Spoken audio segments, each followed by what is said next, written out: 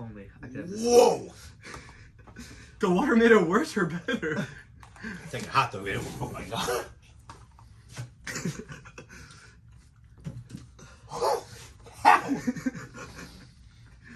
I don't think I got the sauce properly. Yo.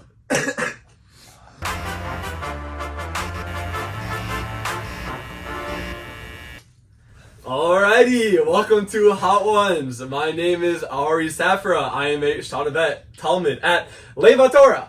I'm from 5 towns in New York, and I'm here with my fellow co-host Gavriel Hollander from Boca Raton, Florida. Also a Shana Alef in Lev HaTorah in Lev Yes, sir. HaChayal. Yes, sir. Okay, we're doing like that. Yes, sir. And we're here with Rabbi Merrill. I am Marc Merrill. I am the Director of Development at Yeshiva at Lev HaTorah. And a future Gadolador. Probably not, but I also do alumni. I also do quasi-mashkiach, recruiting. I'm what they like to call a jack of all trades, and so privileged to be with two of my favorite talmidim that Lev HaTorah has ever produced. Sauce number 1, Wait, I actually Chipotle don't Amazon. want sauce, though. I'm a little You're concerned getting about my taste buds here. Wow. Okay. Amen. It's definitely got a little bit of a kick to it for a first rounder, no? Ah, Wait, quick disclaimer. How are you with spicy foods in general? I can usually handle it, but you know, I'm also very Ashkenazi, so I don't know if my exposure is accurate. You know, like a jalapeno got me sweating, and that was pretty jalapeno level. Okay, So yeah, we might be in a little bit of trouble here. well, let's do it, guys. Let's do it. Honest to you. Okay, Rav, your exceptional memory is well known from recalling exact dates of past events to actually addressing people by their birth years or the years they've graduated. How has this remarkable ability influenced your learning methods and interactions with students, alumni, and colleagues? Oh. What a question. What a question. There was a time in my life when I was really weird. Now I'm just partially weird. When I was really weird. I used to refer to people. I confer. Okay. Shnei Adam here. Shnei Adam. I used to refer to people by their years, and for many years I would do that. And when they graduated from high school, that's what it really has enabled me to do is my memory for details has been able to really stay even as I'm getting older at an all-time high. So I'll have a conversation with a guy and I'll bring something up that he said like 7 months ago, and he's like, "Whoa, you really care about me." And all I'm thinking to myself is, no, I wish I could just forget details, but these details never leave my brain. Wow, I didn't know that. I actually have the privilege. I actually sit right in front of Rabbi Marc every day in base measures. We're like the pillars on that side of the base. And I learn with Rav Merrill, Rambam every day, and we usually don't know where we're holding, so I'm surprised Rav, he's good with numbers. Let's go to sauce number 2. Here we got some green Amazon yellow sauce. That actually scares me more than the orange sauces. Why gotta be yellow though? Yeah, from Amazon, how good could it be? From Amazon the country or Amazon the website online? I think it's Amazon the country. Wait, Amazon's like based on the parrot. I think we're going with Amazon the rainforest here. the rainforest. Amazon Yeah. rainforest. Oh, wow. Think about Jake Rosenfeld right now. That smells a little spicier than the last one. That's a Jake, bro. Come to Lev, bro. Main man. DRS. Yeah, yo, come to Lev. Oh my god, bro, I'm not down. I gotta blot it out. I'm not, yo, you guys see I'm a gingy. I'm actually as gingy as they come. You cannot expect me to be doing this. I can't be in the sun. I'm gonna start sweat, bro. This one's not as bad. I mean, it doesn't taste as good either, but... Yeah, yo, and shout out to our Twins for the hot dogs. They're pretty bussin'. I'm dog! Bus! Do it! Some bus hot dogs. No one's out there. You know what they say. Alrighty. Let's go to question number 2. Woo! Oh, baby. Oh, we're just starting. Alrighty. Question number 2, Mark. I have 4 kids, not 2. Give me a high 2. Do. There we go. That's right. Okay. That's the number of brain cells we have. 2 brain cells. Okay. Now, you've demonstrated a profound commitment to helping students experience Israel. Notably, founding Torah Letzion to assist hundreds of talmidim unable to afford studying in Israel. Staying up late into the morning, plowing through hundreds of applications to find the most needy and deserving. What inspired you to take on this initiative? And how do you see the impact of such experiences on students' personal and spiritual growth? What a question. What a question. I don't even know how you could possibly know that. That's a hot and spicy question if I were seeing myself. Oh, hot and spicy. Gingy. All right. What a question. How did that face? Well, I went to Lev HaTorah back in 2005, 2006, in 2006, 2007. The Rebbeim were much younger, younger than I am now. Energetic, idealistic. So I was in my first year in YU. I came back here for Rosh Hashanah Yom Kippur. I think Sukkot also. And Rav Boaz came to YU to hang out with the guys. And I was asking him, how was so-and-so doing? So he was doing great. He wants to come back to Shana Alef, but he has no money. Can you help make that happen? You're saying you're Shana Alef kid. I would have been Shana Alef. It was my first year in YU. Fine. So Rav Boaz asked me that, and I'm like, I always felt like, in college you're supposed to do extracurriculars, so I didn't do much schoolwork. I just learned. I was doing nothing on the side. I'm like, this would be a fun hobby. How hard can it be to raise a few $1,000s? So I had to raise $5,000 for this kid, and I raised 15. So I'm like to myself, this is how I'm going to end up in jail, because it's going to be the first Ponzi scheme I've done in my life. I'm going to pocket $10,000 of money. So I'm like, what am I going to do? So then I found two other kids who need a scholarship. We gave out 3 scholarships on that time. I should have known at that day that my career of fundraising and recruiting was going to happen, because that's basically exactly what I did. I was raising money to help people, and then I was going through applications. So when I made Aliyah, it just became impossible to do with the time difference, and also working in Yeshiva, a conflict of interest of trying to raise money. It just didn't work. But it was really unbelievable when I would see, and I even I'll run into a person in Israel, and they'll be like, oh, my name is so and so. I'm like, oh, what's your maiden name? And then I'll start thinking, I'm like, the memory and the numbers. I'm like, 2013, 2014, Harova. Wow, look where you are now. Unbelievable. To see what came out of you. So it was really such a matana. I have the utmost hakaras hatov to Rav Boaz for encouraging me to do an extracurricular activity, and for being able to raise over $1 million over the years, and for helping hundreds and hundreds of individuals, and also the volunteers that I had. It's never fun to do things by yourself. If I was just eating hot dogs and hot sauce and answering random questions without you two Sadiqim here, that wouldn't be so much fun. Oh, that's amazing. Barbara on hot dog number 3. Exactly what I was thinking of, Mark. Oh boy, dog number 3! I would like to point out for the Alumni that I think these mean spice, and we were rocking at 1 for the first 2, and now we've entered the 2 range, and that's a little bit of a concerning sight. Yeah, thanks. You ever see a set about you told me yesterday about you, Ari? What? It's when Ari would come to Shir last year, I would talk with him, and I see his comprehension. Just imagine I had 15 guys. What a Shir that would be like. It's unbelievable, his ability in Gemara. See, Mara said to me. Oh god. Saffra's don't think that's so true. Saffra's a hidden gadol. I'm just telling you what you're saying. Relax. No, all right. Okay, let's do this. He is a menace, bro. Yo, Shir's Chavrusa with Yishai. Oh my gosh. On Monday, Wednesday nights during late night learning, bro.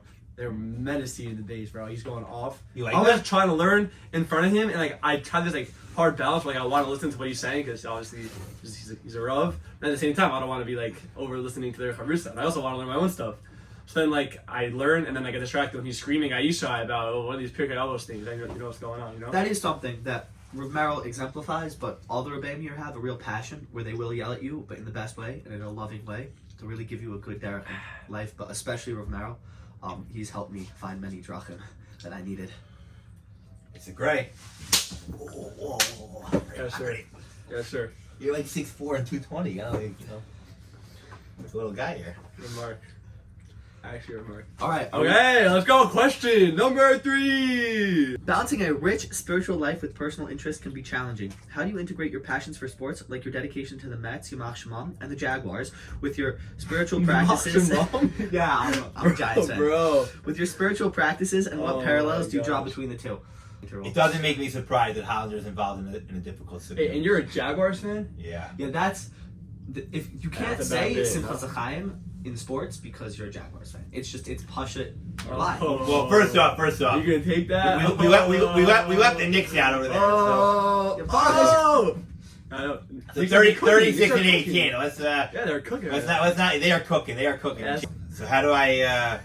Well, one of the things you're saying is it's easy to balance, spiritual with sports when your teams stink, because you don't really have to invest all that much time in it.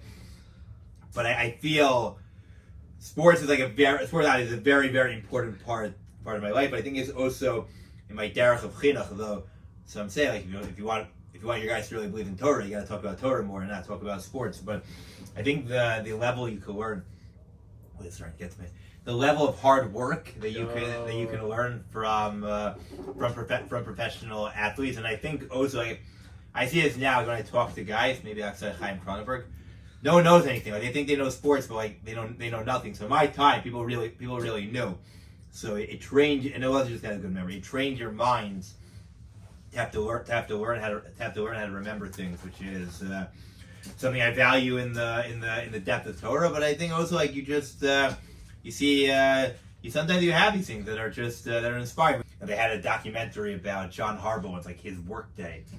It's like 5 a.m. He ends at like midnight. And like every minute's accounted for, and it's important. It's important musir because on Rosh Hashanah and really ultimately when we enter up the Olam Hammond, it's like we're gonna have to account for what were we doing during our time. So you can learn from not even the players, more the coaches, the coordinators, just the amount of time that you have to put into having something be successful, and all the pieces that go into it, and just the unbelievable sheer talent that these individuals have is really just insane. Rav, I believe you have a Misa about how you used to follow sports in YU, and then how you decided to take that time and dedicate it for Kadosh Baruch Hu. Share the Misa with the Alumni. I don't know what you're talking about. Where you used to study the stats and then... Share the Misa. Yeah. Share the Misa. Share the Misa. I don't know if this is a thing where the husband is really getting to you. What's the Misa? Yeah, share the So Misa. if you came on Tuesdays more often at 4 o'clock, you would know. But I used to, in my first year of YU, every single night from like 6:15, 6:30 after I finished dinner until 7:50, 7:55, I would go on baseballreference.com, and I don't think anyone was holding an OPS plus and slugging and OBP and WAR, and the WAR was just starting then, the sabermetrics were just getting in then. Than I was, and I had an epiphany. I spent a lot of time on Baseball Reference, and maybe if I spent that time learning, I have to see, if God decides I shouldn't be doing that, I get hit by a car and I survive. Okay, fine, I'll go back to Baseball Reference. Obviously, what Hashem wants. But if I'm able to see that maybe that time doesn't need to be spent, it can be spent in the base measures. Let me see what I could build on that. Thank God I didn't get hit by a car then. I had gotten hit by a car in my life, but not then. Thank God. And that's for another time. Now we're gonna be hustles, but Wow. yeah. But Perm. definitely we're coming to perm soon. Yes, sir. Sure. It's a show. Yes, sir. But that was definitely like a breaking point in my life when I realized that sports is important, but when it's overtaking all your time, it's a big part of what I live by. We really have to account for our time, and eventually we have to answer. So much easier to try to correct our wrong ways, our mistakes in our earlier days than when we're older and we're totally gray, and then we're trying to fix things. Alrighty, okay. Saffra. Number 4, let's go. Number 4. You can do a whole dog this time? Should we do whole Remember, dogs? you can't have dairy after this. Whole dogs are number 4. Whole dogs are number 4. Full dog. I think you might need more. Is everything from Amazon? It's Harif Mode. Yeah. This is at 3 of those little... I'm gonna wait for Ari. Ari does emojis. not like when I go ahead of him. How is that, Rabbi Marc? Like no. Woo. Yo, easy there. That's a Rabbi kick. Marc, relax. No, I don't feel that of a kick. Okay, question number 4. Your journey from being an energetic youth, occasionally finding yourself in the principal's office. Oh! Naughty We're on boy. video, Ari! Naughty boy. To becoming a respected rabbi and educator.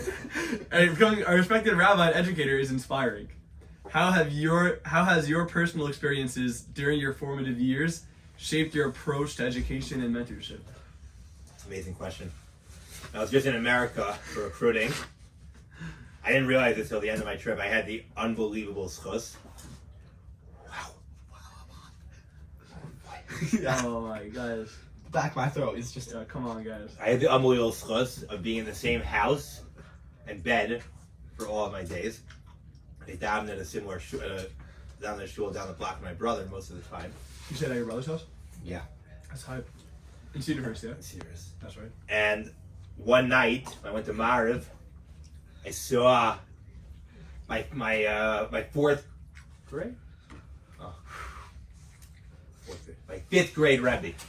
My fifth grade Rebbe, by Schwabel, who lives in Cedar Hills. He was part of his shir. I was very annoyed. I actually didn't get to talk to him because he stayed for the shir. He started Marv, then I was in the middle of Marv, and then he left. So I didn't get to talk to him, but I saw him in the shir, and I give like all of my credit when I was Messiah and Shas. I sent him like the video that actually he took 3 years to respond to because he really didn't know what to say, and he'd run into my parents. He said, you know, I got in your video, and I just didn't know what to say. But like, I felt more so him than really any other educator I had pre-yeshiva really believed in me. Really believed that something can happen. That greatness can happen. That something can happen. And you know, I'm not as loving as some of the other rebbeim in yeshiva who literally can love anything no matter what. I wouldn't call myself to have that kind of heart, but I really do believe every person here has a chance. Every person has a chance to really succeed and to really have greatness in their life. And for many of them, the thing that they're lacking in their life is they really don't have anyone that fully believes in what they're able to accomplish. So they just go through the motions and generally aren't being successful. But throughout all my years, I ever think back to also I had, you know, when we're calling a spade, I gotta have a card to the principals also. I spent a lot of time in their office, so you know we got to be boys with them with them also. But like really my 12th grade Rebbe like fully believing in me, and then my 5th grade Rebbe, and then my high school principal.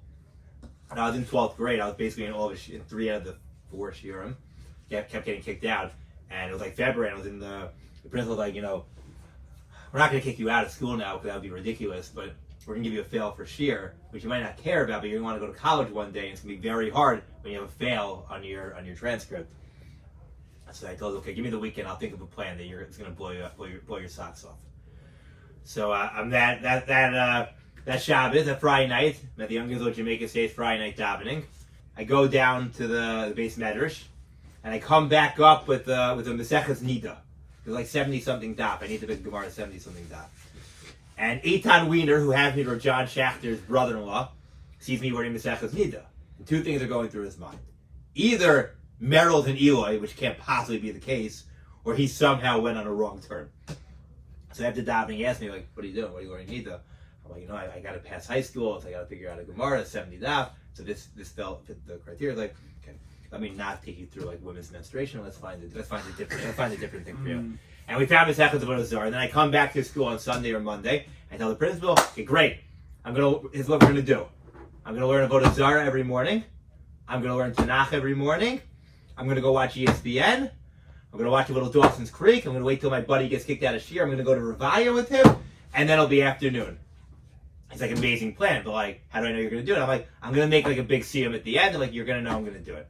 And you know, when day by day, every day I held myself responsible. I had to make sure I did my learning. Couldn't go to bed until I did my learning. And then like 2 weeks before yeshiva, we had a massive siyum with like I ate poppers, wings, and like pastrami burgers, like from Dougies, breakfast, lunch, and dinner for the next 2 weeks. We had an exorbitant. After you finished. Yeah, we had an exorbitant amount of leftover food from the siyum. Wow. But I was able to finish Avodah Zarah, and I was able to graduate high school. So a lot of Hakaras Tov to my principal, Mr. Sklar, for also believing that the potential was within me, and I hope that those two meisim and that the potential is unlimited for every single individual. Let's go. Okay. Dog number 5. Oh my God. How many books in Torah? 5 books of the Torah. So what? This is now at 4. Hashem, Kalrachim, V'chana. Just in general, it should be noted. I'm very excited. All right, noted. Express that to me. All right, I like when I made Gavriel, so everything Gavriel said is really just a product of me. I didn't make Saffra. I was the only Rebbe in Yeshiva last year I didn't learn with him. That is true. I was the first guy to learn. Always surrounded. Bro, you know he also now has even though he's your prodigy, you know he also has prodigies now. You know that? He's mussing up. He's trying to all Yona. He musses them up. Nah, not just Oren and Yona. The Muslim is a comment. They want your musser? That's a bad idea. Okay, this thing is hot. I mean, yo, Rav. Okay, the sweatshirt needs to come off. It's way too hot in here. That's right. Question number 5. Torah. You got it? Okay. Your dedication to davening Vatikin, even in challenging circumstances, showcases your commitment to spiritual discipline. It's a good question for me to ask. Can you share a memorable experience where maintaining this practice required significant effort or led to an unexpected outcome? The story was I had COVID, and I was pretty sick actually when I had COVID. Oh my god. I'm not doing good here. I was pretty sick when I had COVID, and at that time it was very, very difficult. But I got to commit. And even at that point, I woke up to daven Vatikin even those days, and I went back to bed after.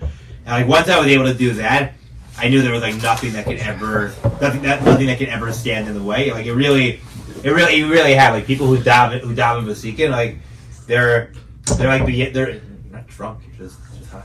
I'm just slow. I think People who do that, it's really just the ultimate sense of commitment. You can't imagine a day of not doing it. Does Rabbi think that Vatikin is for everyone or could be for everyone? That's a great question. Wow, that's a great question. Do I think everyone... I think everybody should try to do it at a point in their life. And then if it doesn't work, you reevaluate whether or not it's something you can do or can't do. But definitely, as Mori Rabbi Reuven Lebowitz likes to tell me, what he's seen over the years of doing, he's been doing it for much longer than me. They've just exploded. Many more Vatikin minyan, and they're much more packed than they used to be. So I think for a person to try to do it just to start your day on doing something that you just view as being the optimal. At that time, always waking up in the dark, and just having that approach. I think everyone should try to do. Is it for everyone? No. Some people, if you're working till 3 a.m, so to wake up, at 5 o'clock in the morning for Shabbos would not be in the summer. That wouldn't be practical. OD. And that would be totally OD and DO. It wouldn't be the kind of thing you should DO because you're not Wow, well done. You're not going to be Matzliach if that's the case. Wow. Which we have to do another one. No, let's do 2 more. Let's Oh go. my God. Okay. Hot dog number 6. You can be all hype about it, little Jin. You're not even having. Oh my God. This thing is called That would not be scorpion porridge. pepper. Okay. Scorpion what? Scorpion pepper. Oh. This cannot feel good. Look at this plate. As they like to say, dog number 6. Are you ready to rumble?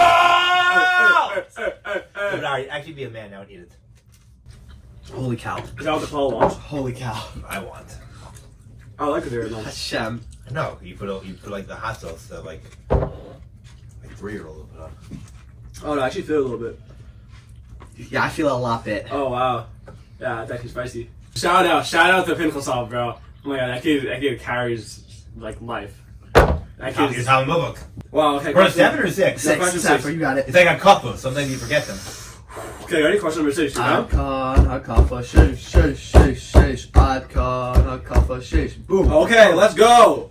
Food seems to play a significant role in your life.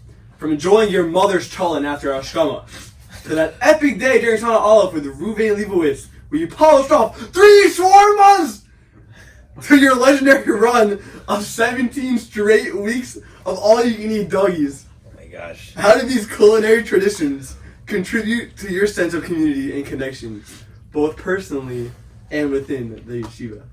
I don't even know how to answer this question. I don't think I understand these questions anymore. Just cook. But Get the water. I think that must be Brian. Only Brian. I don't know. You got Brian's information. Only he would have talked about the cholent.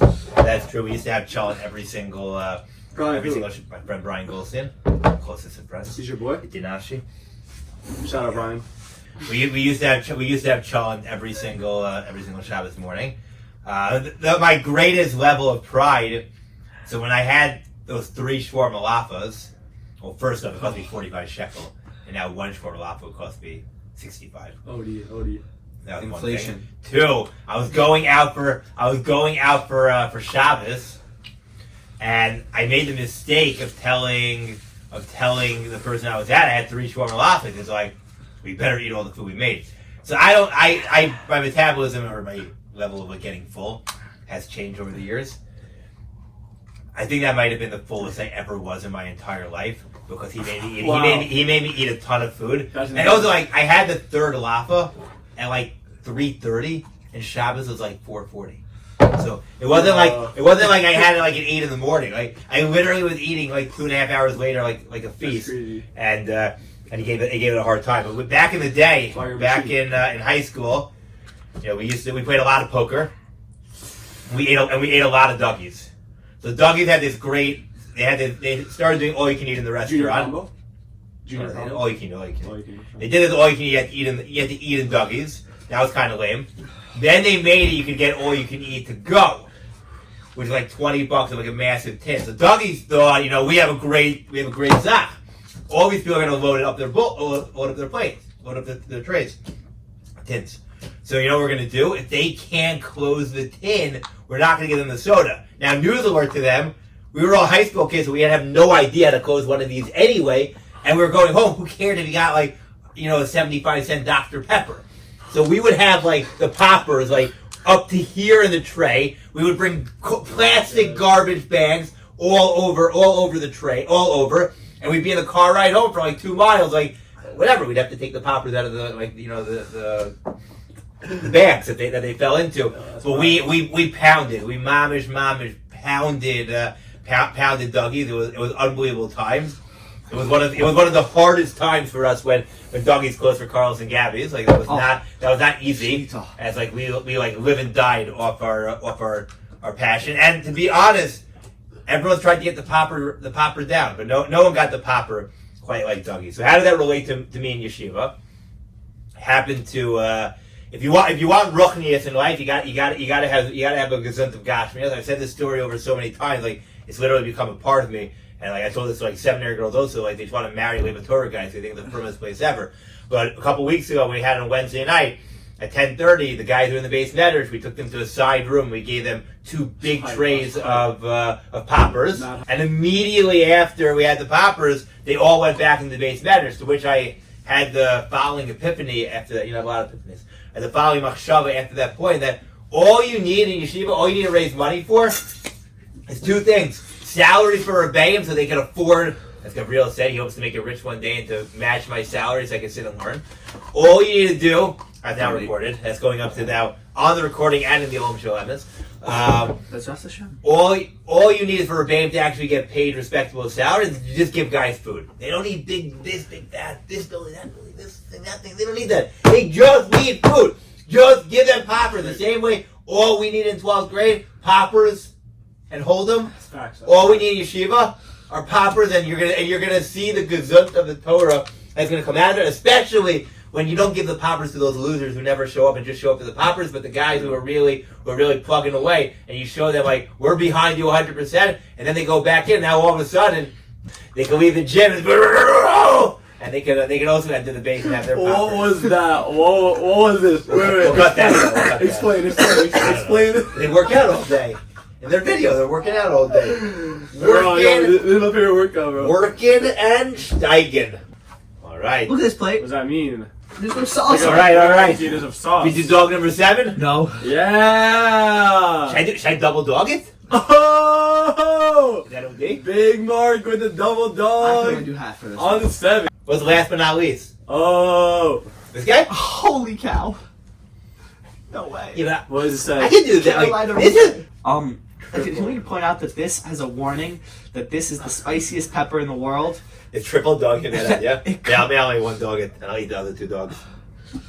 I can't. No, but all right, like, be a man now. Bro, you telling me to be a man? I can't. Okay. Yeah. Hashem. Alrighty. 35. All right, let's do it. Question number 7. Well, no, first we gotta eat the dog. Oh, dog 7. Dog 7. Yo, Hollander, you're actually scaring me, bro. You gotta chill, bro. Actually, bro, relax. You're actually bugging, bro. Let me cook. Alright. Yo, it's chill, no? You're chill. You know we're chill.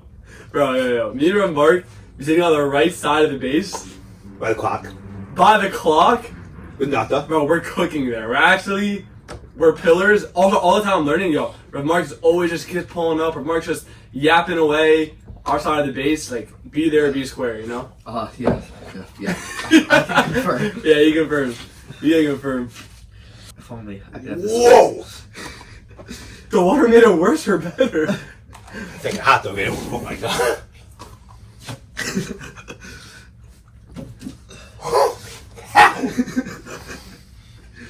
I don't think I got the sauce properly. Yo.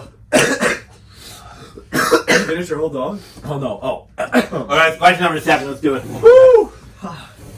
Right. Yeah. I think you can still see I got a straight, so question you number can read 7. it. No, I got you. I'm gonna cook. Let bro cook. Bro, Let bro cook. Yo, we need more water. We need more water for a mug. Oh, you need a bug. Yo, I'll show you some of my water. Oh my god. Yo. Ooh. You're not supposed to double Carolina. Oh my god. Okay, ready? I'm actually dizzy. I'm scared. I'm scared for my safety. Yo, chill. You're bugging me out right now. That's your concern. You're relaxed. Whoa. I can't. Alright, question number 7. I think as soon as I Woo! stop, I'm throwing up. It is rumored that while in Yeshiva, you were a huge fan of the TV show 24. I don't even know what that is. What was it about Jack Bauer and/or the show's intensity that captivated you? Do you see any connections between the themes of the 24, like urgency, decision-making under pressure, and unwavering commitment to a mission, and your own approach to Torah, education, or leadership? I think I'm gonna throw up. I love 24. Not much love 24. The reason I really love 24. You okay? Yeah. Was because I started watching it with my dad, and it was a great bond. I think is the word you call it. Connection. Great bonding time with your dad. Great bonding time with my dad. That's yeah. awesome. Wow, that's The OG Mr. Morrow. That's a strong. Wow, that Reaper. Ooh. Give me the show. Wow. I'm I'm not gonna be visiting Carolina anytime soon. Wow, that is. Wow. There isn't as hard on it. I was thinking too out there. That wasn't the best idea. Oh my god. That was a great idea. Of course, he's fine. He hasn't had any hot sauce yet. What do you mean? I actually had the whole thing. Mark. Yeah, the intensity of 24 was really water. Was really otherworldly, and I think that in a certain sense,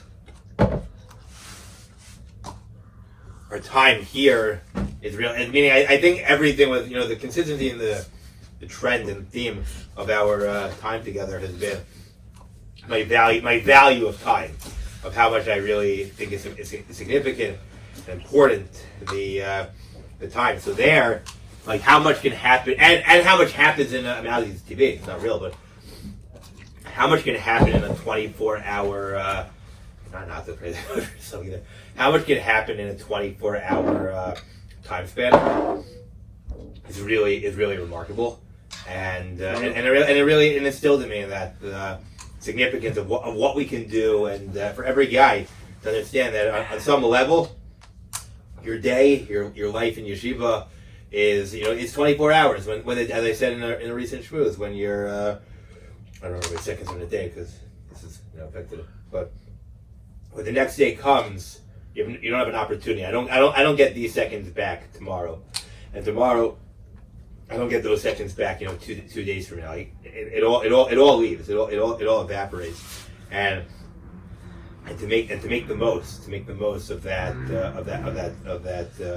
an opportunity, and what we could do with our time, and for everyone to ask themselves, are they making the most of their time, or are they like, okay, do a little bit here, a little bit here, but how much more? As you may have heard what I was saying last night with Yishai Amar, Yishai said, as we were talking together about, everyone has a choice right now. Like, are we making the most of our time here, or are we, goofing around and doing whatever?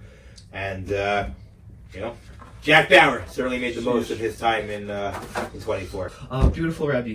Should we wrap it Are you up? okay? Yeah, I'm good. Yeah. This is great. You can tell I'm just gonna put like seems ice very in my good. mouth. This was so much fun. This was unreal. Thank you so much for Shimshon for allowing me to yeah. have 9 hot dogs in the afternoon. That was hype. The was hot dogs were probably- good.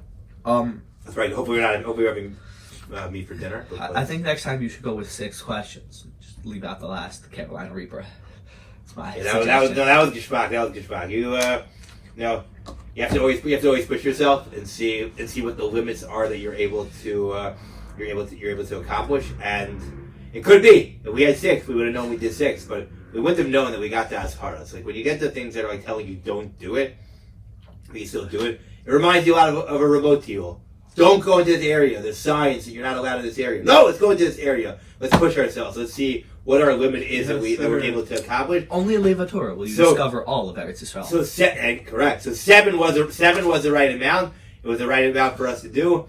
And the same way that everything in life, everything in Yeshiva is about what else can we do? What is our limit? What is that? And truthfully, the biggest question that we all have to ask ourselves, and what Hashem will ask us, when it's all said and done, is what was our potential? Did we reach it? Were our moments accounted for, or is there a lot of blank space? And last year, on the video, it said, I don't know how he still does it. I haven't seen it, but he wrote a lot. And one time, he wasn't in the base. I actually dabbled into reading his deepest and inner thoughts. Luckily they weren't suicidal. But for a few minutes, we're just seeing how deep he is. But there was no blank space in those booklets. That was your true. I don't remember anything you wrote. It was a true. I have bad memory. Remember? It was a true evidence. But there are day and times that fully written with Ari Saffra and that fully written with Gavriel Hollander's notes and Masechtas Makos, or are they just a lot of emptiness and a lot of just flagellations and burps and all kinds of nothingness. All right, Shana. This is supposed to be a roundup. Wow.